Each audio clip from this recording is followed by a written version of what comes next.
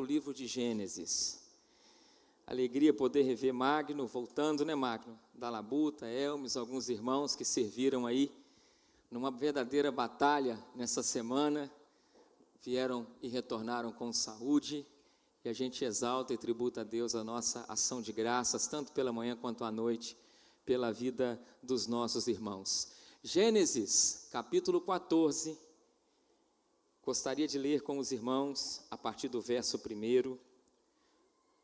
Compartilharei sobre o tema Guerra, Graça e Redenção. A Escritura diz assim: sucedeu naquele tempo que Anrafel, rei de Sinar, Arioque, rei de Elazar, Quedorlaomer, rei de Elão, que é o Irã, e Tidal, rei de Goim, fizeram guerra contra Bera, rei de Sodoma, contra Birza, rei de Gomorra, contra Sinabe, rei de Admar, contra Semeber, rei de Zeboim, e contra o rei de Bela, esta é Zoar. Todos estes se ajuntaram no vale de Sidim, que é o mar salgado. O texto nos diz que 12 anos serviram a Quedorlaomer, porém, no 13º, eles se rebelaram. Ao 14º ano, veio Quedorlaomer e os reis que estavam com ele e feriram aos Refaíns em Asterote Carnaim e aos Zuzim em An, e aos Emins em Savé Kiriataim, e aos Oreus no seu monte Seir, até Euparã, que está junto ao deserto. De volta, passaram em Mispate, que é Cádiz, e feriram toda a terra dos amalequitas e dos amorreus, aqueles que habitavam em Azazon Tamar. E então, o texto nos diz que os reis de Sodoma saíram de Gomorra, de Admar, de Zeboim e de Bela, que é Zoar, e se ordenaram e levantaram batalha contra eles no vale de Sedim, contra Quedorlaomer, rei de Elão, contra Tidal, rei de Goim, contra Anrafel, rei de Sinar, contra Arioque, rei de Elazar, 4 reis contra 5. O vale de Sedim estava cheio de poços de betume. Os reis de Sodoma e de Gomorra fugiram. Alguns caíram neles e os restantes fugiram para uma montanha. E tomaram então, veja, todos os bens de Sodoma e Gomorra e todo o seu mantimento e se foram. Agora aguce o seu entendimento, o seu olhar nos versos 12. Apossaram-se também de Ló, filho do irmão de Abrão, que morava em Sodoma, dos seus bens, e partiram. Porém, veio um que escapara e o contou a Abrão, o hebreu. Abrão habitava junto dos carvalhais de Manre, o amorreu, irmão de Escol e de Aner, os quais eram aliados de Abrão. Ouvindo então Abrão que o seu sobrinho estava preso, fez sair nada mais, nada menos do que 318 homens, dos mais capazes, nascidos em sua casa, e os perseguiu até Dan, e estrategicamente repartidos contra eles de noite, ele e os seus homens, feriu-os e os perseguiu até Obá, que fica à esquerda de Damasco. Trouxe novamente todos os bens.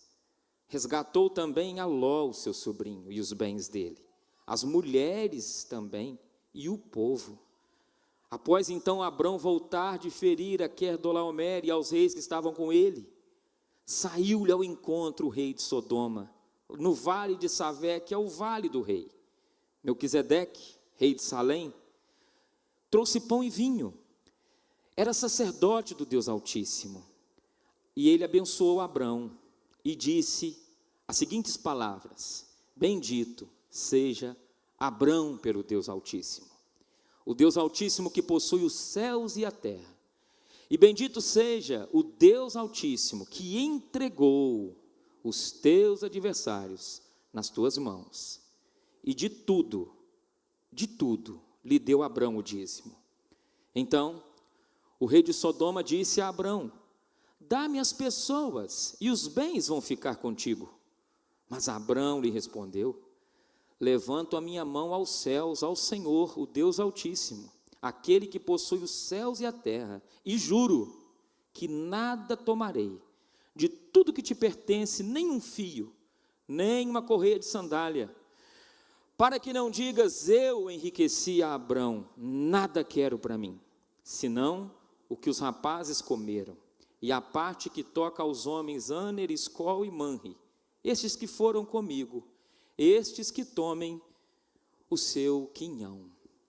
Deus eterno, obrigado por um capítulo da tua palavra tão profundo, e que a nossa capacidade intelectual é muito pequena para ganhar, ó Deus, tudo o que essa porção traz para o coração de um filho do Senhor.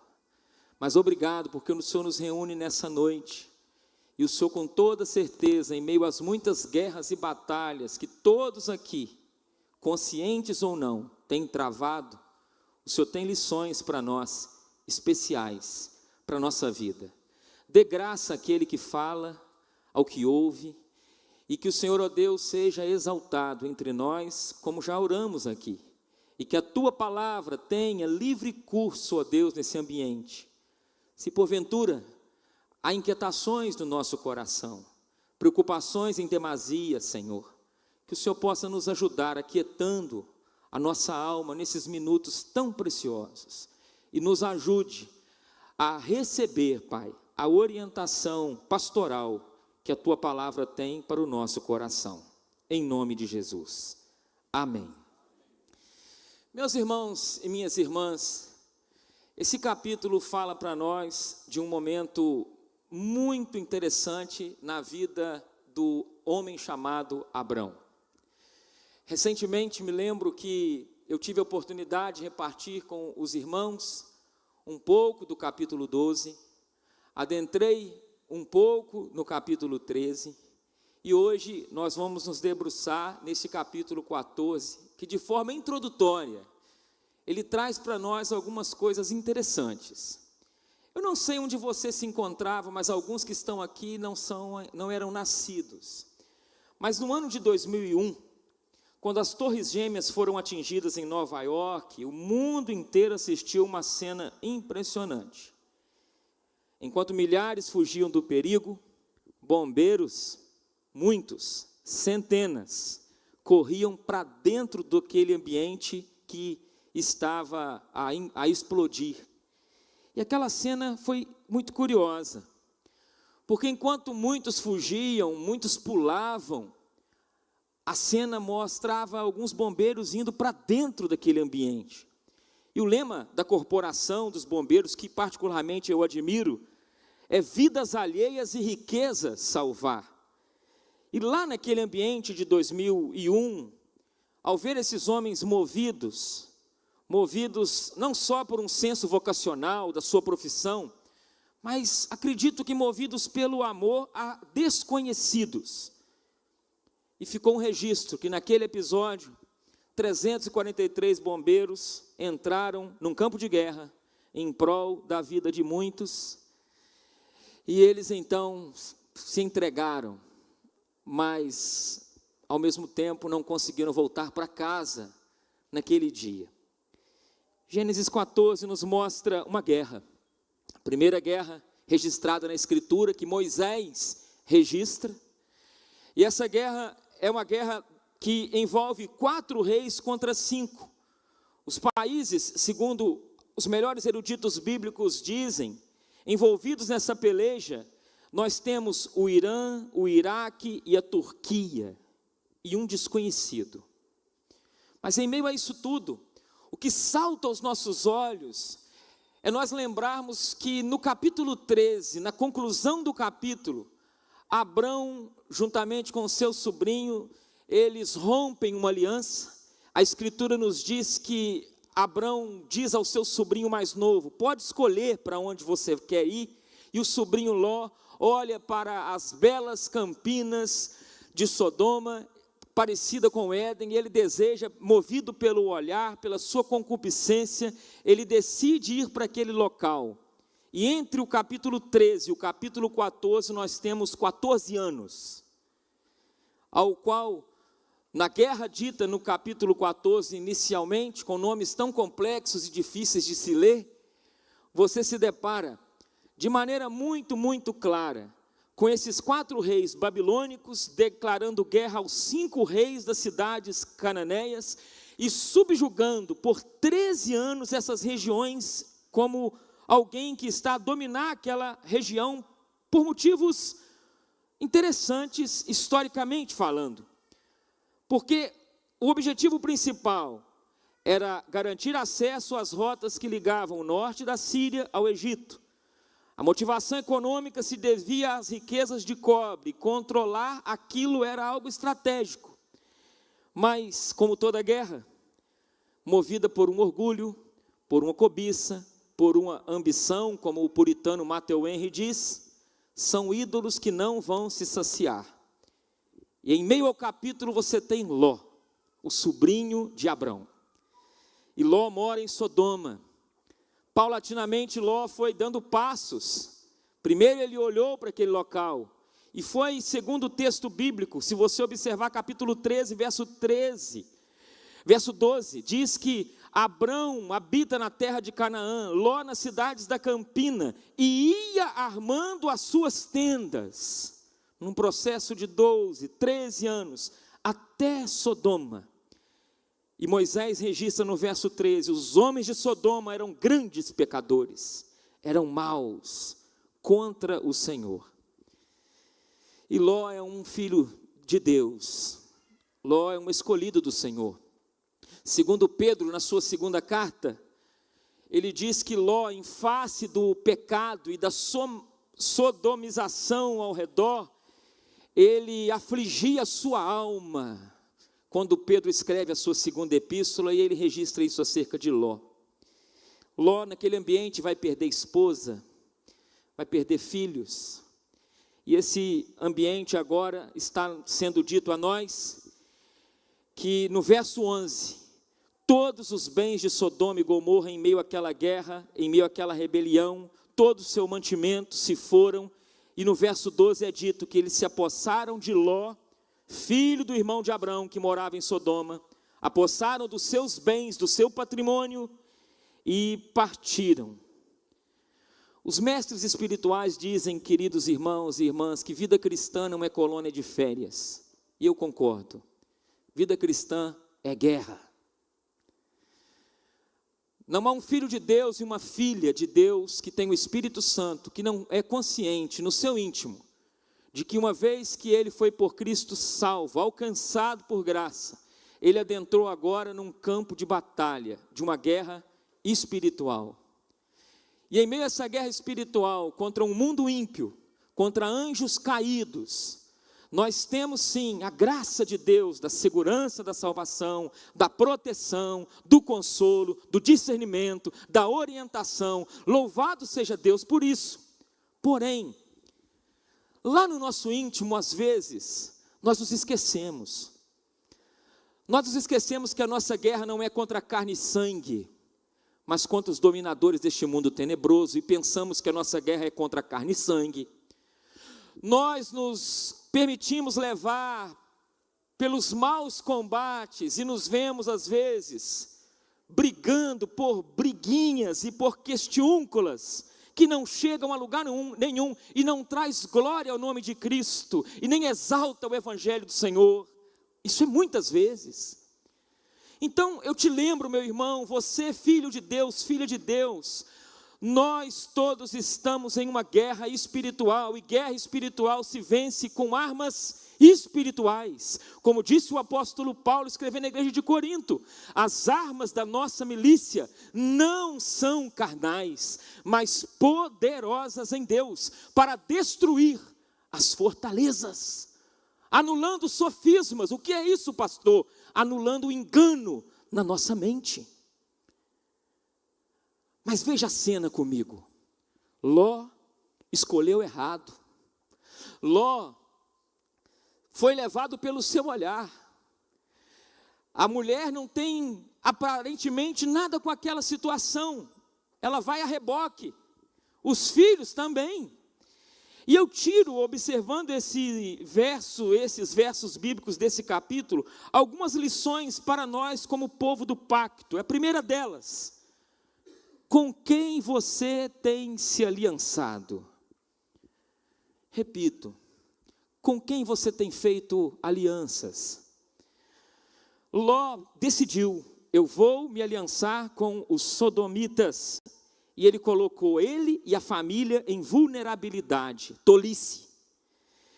E eu quero lembrar a você, meu irmão, minha irmã, e o meu coração, que tolice leva a muitas enrascadas.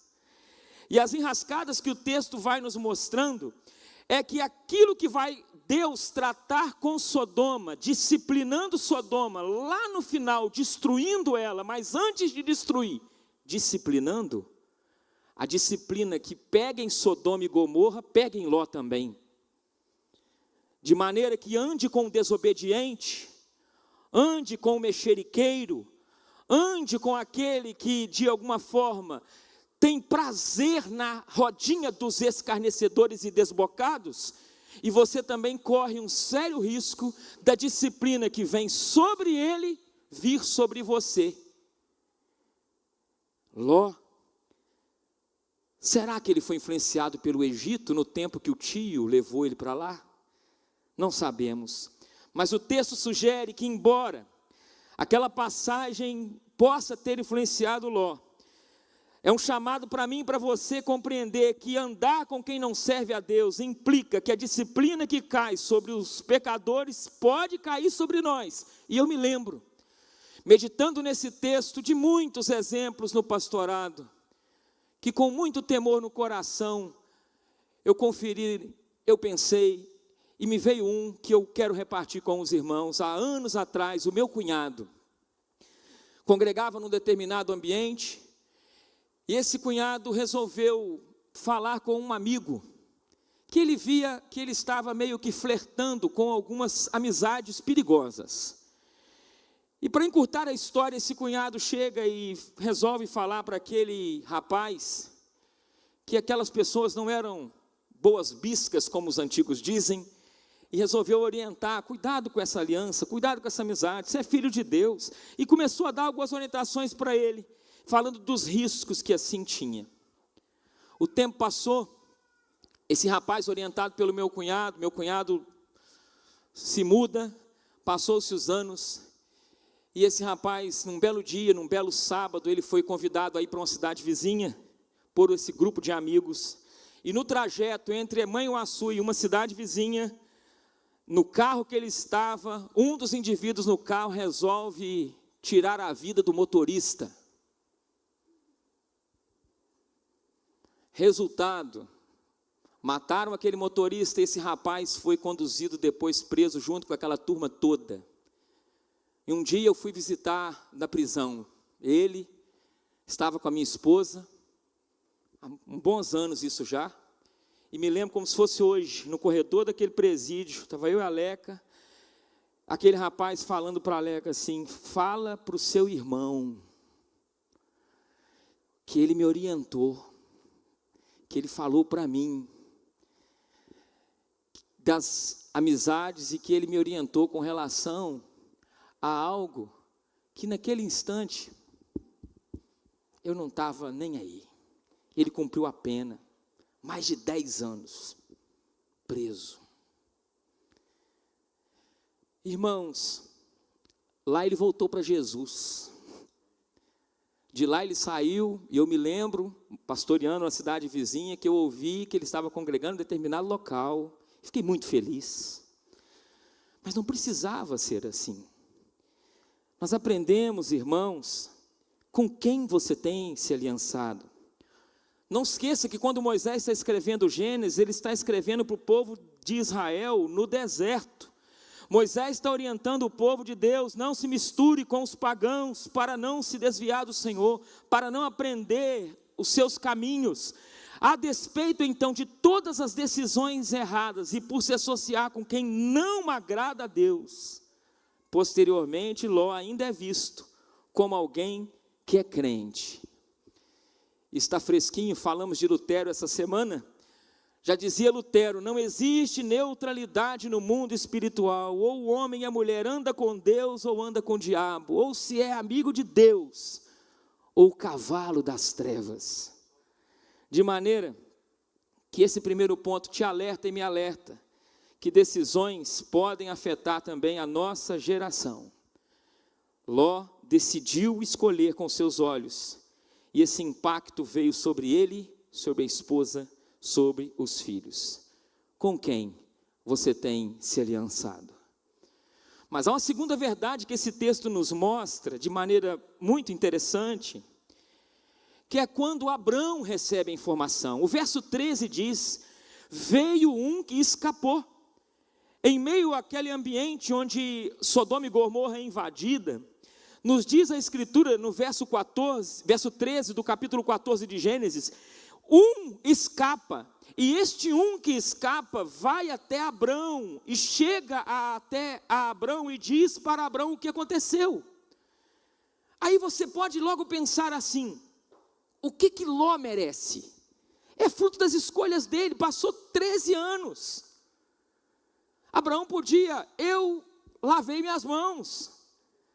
Porém, quando nós olhamos para a atitude de Abrão, e vemos que Abrão caminhou nada mais nada menos junto com esses homens capazes, mais de 250 quilômetros com o seu clã, distante ele se encontrava, mas diz a Escritura que ele faz sair 318 homens dos mais capazes, nascidos em sua casa, e os persegue até Dan.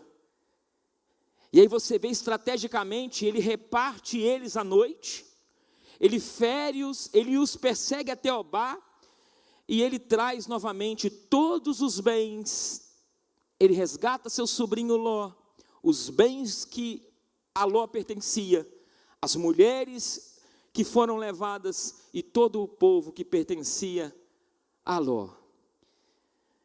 A pergunta que me faz nesse segundo ponto levar à reflexão é a seguinte: você tem abandonado os seus familiares, os seus parentes? Foi aqui na intercessão lembrado pelo presbítero em oração de uma outra realidade de irmãos de comunidade que está do lado de fora dos prédios cristãos. Agora, quantas vezes, olhando para Abrão, nós agimos diferente? Nós olhamos para esse que foi seduzido pela Sodoma moderna, seduzido pelo olhar, seduzido pelos seus próprios pecados, e nós olhamos e batemos as mãos e dizemos: não, isso é fruto da escolha dele, dela. Só que Abrão, ele está nos mostrando que ele não abandona os seus, e ele resolve sair lá daquele ambiente, mesmo sendo um homem de paz, pacífico, mas um homem que está preparado para se defender e para guerrear, em benefício próprio, mas também em benefício de proteger-se e em benefício do outro. Ele corre riscos, mas não abandona. E o texto deixa claro, irmãos, quando você lê no verso 20, que quando Melquisedeque diz para Abrão, abençoando Abraão, diz assim no verso 20: bendito seja o Deus Altíssimo, que entregou os teus adversários nas tuas mãos. Não foi a capacidade de Abrão, não foi a capacidade dos homens que Abrão treinou no seu clã, não. Diz o texto que o Deus Altíssimo entregou os adversários nas mãos de Abrão. Eu aprendo que eu e você não podemos abandonar os nossos. Não abandone aqueles que estão envolvidos com Sodoma. E você sabe muito bem o que significa Sodoma. Quando você lê Romanos capítulo 1, quando você olha para o mundo depravado, quando você anda pelas ruas das grandes metrópoles e vê o crescimento vertiginoso de práticas outrora que os nossos antepassados ficariam escandalizados. E a nossa sociedade hoje, já com requintes de normalidade, aplaude. É a sodomização da sociedade. Mas em meio a isso, Nós devemos lutar pelos nossos que estão enfeitiçados. Como lutar, pastor? Primeiro, orando por eles. Segundo, não deixando de falar do amor de Cristo, do perdão de Cristo, da graça de Cristo, da pessoa de Jesus, que continua sendo o mesmo ontem, hoje e sempre, o caminho, a verdade e a vida. Apresentando para eles, não aquilo que eles já sabem, mas apresentando para eles um Cristo, que assim como Abraão e assim como aqueles bombeiros, que adentraram há muitos anos aquelas torres gêmeas, se arriscando, assim como Abraão se arrisca, nós servimos a Cristo Jesus, que se arriscou, habitando entre nós, cheio de graça e verdade, entrou nas nossas guerras, e uma vez que ele se fez homem habitando entre nós como príncipe da paz, ele possibilitou com que você e eu atravessássemos esse vale chamado vida, com esperança, com graça, com força, de maneira que mesmo que o desânimo venha em algum momento, e vem, a gente sabe que ainda que a gente desanime em algum instante, a mão do Senhor nos ergue, nos levanta, e nós somos encorajados, animados, olhando e contemplando a Cristo. Não abandone os seus. Talvez eu estou diante de pais que estão desanimados com seus filhos, com netos. Talvez eu estou diante de filhos que está desanimado. Há tanto tempo ora por papai e por mamãe, pela conversão do pai, pela conversão da mãe, pela conversão de um amigo, de um ente querido, de um colega na faculdade. Mas não desanime. Não sejamos destes, meus irmãos, que retrocedem, mas como diz a carta aos Hebreus, nós somos destes que avançam para a salvação e conservação da alma. Louvado seja Deus, não abandonemos. E para concluir, confie, porque Deus é especialista em intervir de maneira providencial. Diz o texto que quando Abrão retorna com Ló, com sua mulher, com aquelas mulheres, com os bens, diz o texto entre o verso 18 e 24, que ele tem um encontro com dois reis. Diz a Escritura que o rei de Sodoma, imensamente feliz e grato, quer recompensar Abrão. Ele quer tirar daquela recompensa, de tudo aquilo que Abrão traz, ele quer fazer o pagamento monetário. Ele quer dar ouro, prata, para que Abrão volte feliz para a sua terra, para os carvalhais de Manre, e continue a sua peregrinação.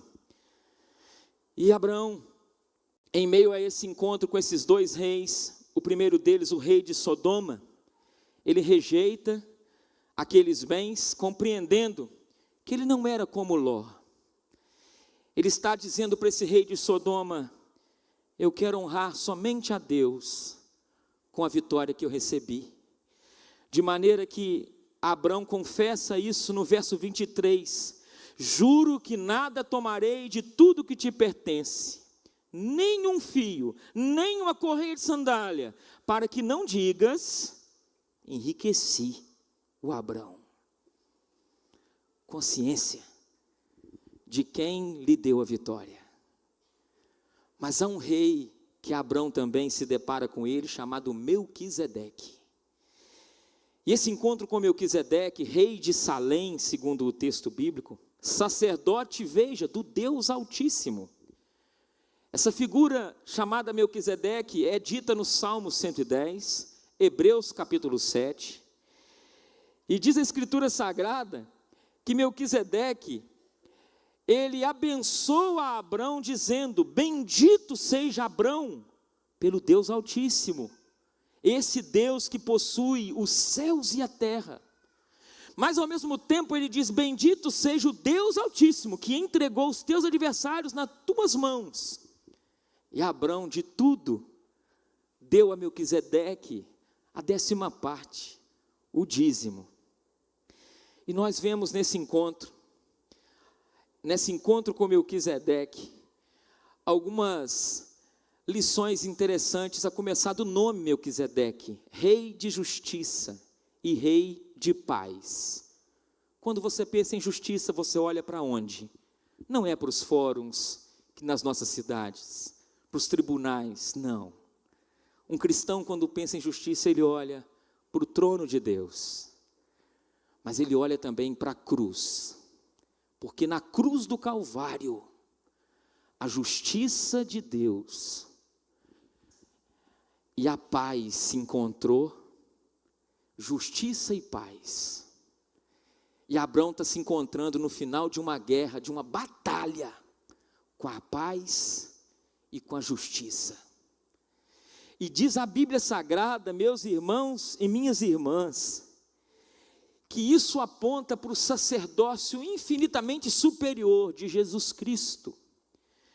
De maneira que o resgate do rei sacerdote, o ofício de Cristo como nosso rei, está ligado de maneira superior ao resgate que Abrão realiza aqui.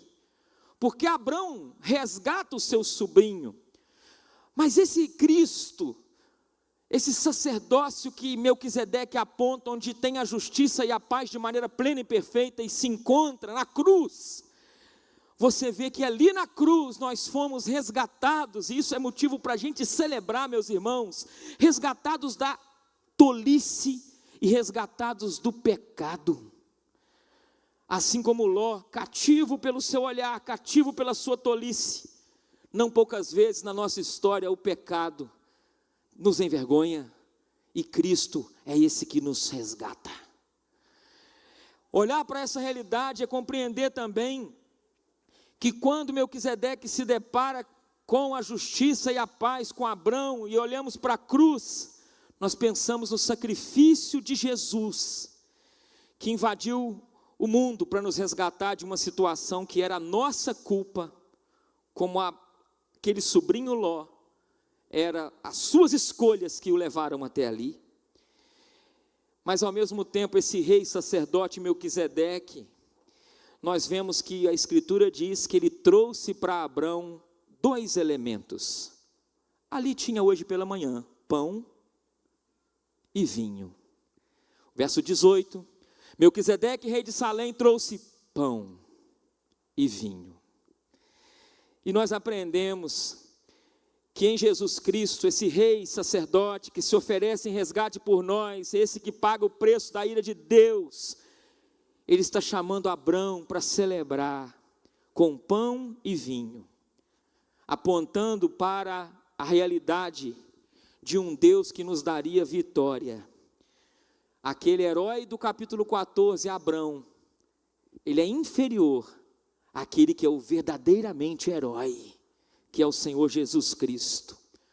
Porque quando você lê Gênesis 14, você se depara com um choque do reino dos homens com o reino de Deus. Então Abrão, ele não venceu apenas uma guerra externa, mas ele venceu a tentação de viver segundo os padrões de Sodoma, de se vender para o rei de Sodoma. E no meio dessa batalha, esses símbolos que ecoam a cruz, onde o verdadeiro rei e sacerdote Jesus nos abençoa com o seu corpo, com o seu sangue, com a sua vida, nos ensina que esse capítulo aponta para o Evangelho, o Deus que entra nas nossas guerras, liberta a minha vida e a sua por infinita graça, e decide nos alimentar durante a nossa peregrinação. E eu termino lembrando a você e a mim, assim como aqueles bombeiros entraram nas chamas para salvar gente desconhecida, Abrão entrou numa guerra para resgatar um parente. Nós vemos em Jesus Cristo, esse que não fugiu da perdição humana, mas entrou nela para resgatar gente perdida, como você, como eu. E ele disse, o Filho do Homem veio para buscar, salvar o perdido. Uma das coisas eu sinto em meu íntimo de pedir a você nessa semana, não desista dos seus. Peleje pelos seus, não só os seus de sangue, mas os seus espiritualmente, aqueles que cruzaram o seu caminho. E o Espírito Santo sabe perfeitamente no teu coração e no meu quem é. Perfeitamente. Uma visita, um telefonema, um e-mail, um abraço. Confie, meu irmão. Cristo vence as nossas guerras por nós. É Ele que luta como lutou por Abraão. Diz o texto, Deus entregou os adversários nas suas mãos. Vamos ficar de pé para a gente entoar essa canção, mesmo que não ela toda. Logo após ela, farei uma oração e passarei para o nosso pastor fazer as considerações finais.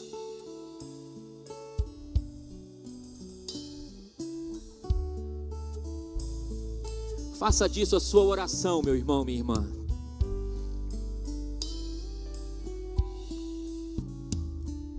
Se atentamente ouvir a Deus, os mandamentos seus,